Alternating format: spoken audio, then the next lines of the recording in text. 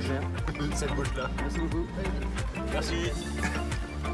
Goldorak, il appartient aussi à nous, mais à tout le monde en fait, tous les téléspectateurs de l'époque, parce que chacun a son vécu et ça provoque de l'émotion chez tout le monde.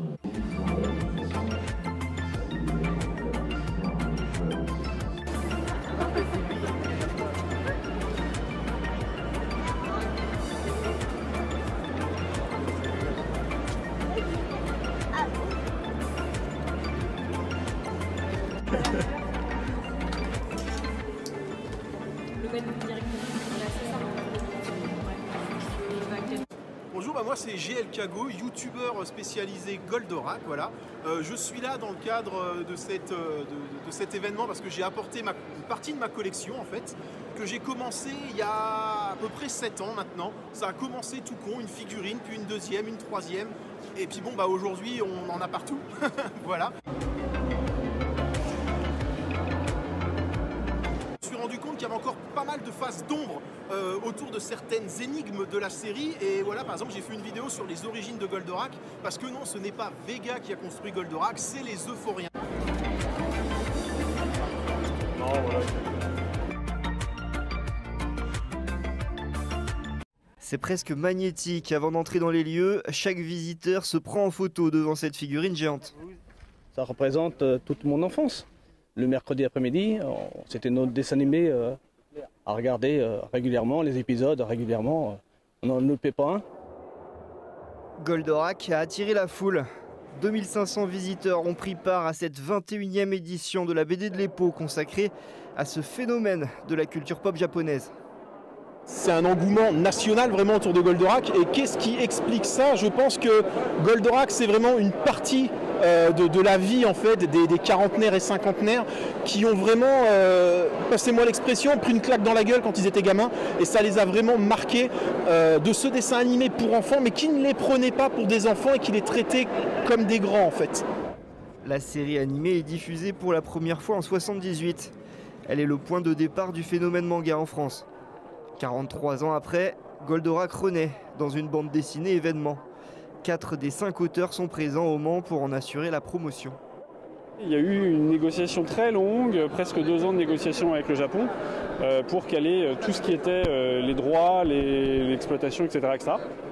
Et après, dans tout le processus de création, il y a eu des échanges avec le Japon pour valider, pour vérifier qu'ils étaient en accord avec tout ce qu'on envoyait. Pari de la nostalgie réussi pour les deux organisateurs, la librairie Bulle et le conseil départemental de la Sarthe. C'est une vraie réussite, c'est une façon de faire rayonner également notre territoire, de faire voilà, voyager les personnes. Et puis également, c'était l'objectif d'avoir un événement intergénérationnel. Et on le voit, on a des parents, on a des enfants, et sur cette partie, c'est réussi.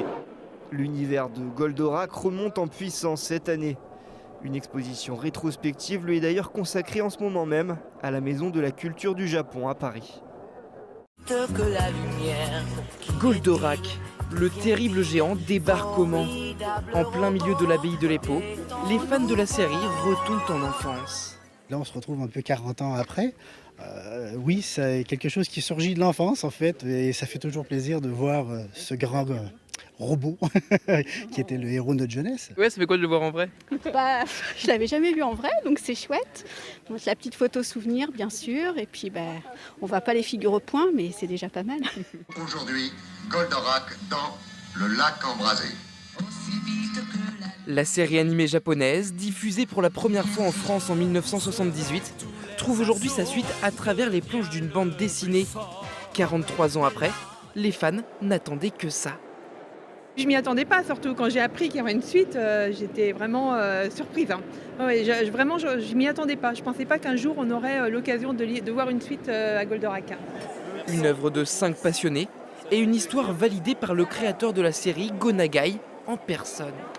Goldorak n'était plus diffusé nulle part. Et on est parti de ce manque, en fait, avec Xavier. On a écrit une histoire où Goldorak est absent au début.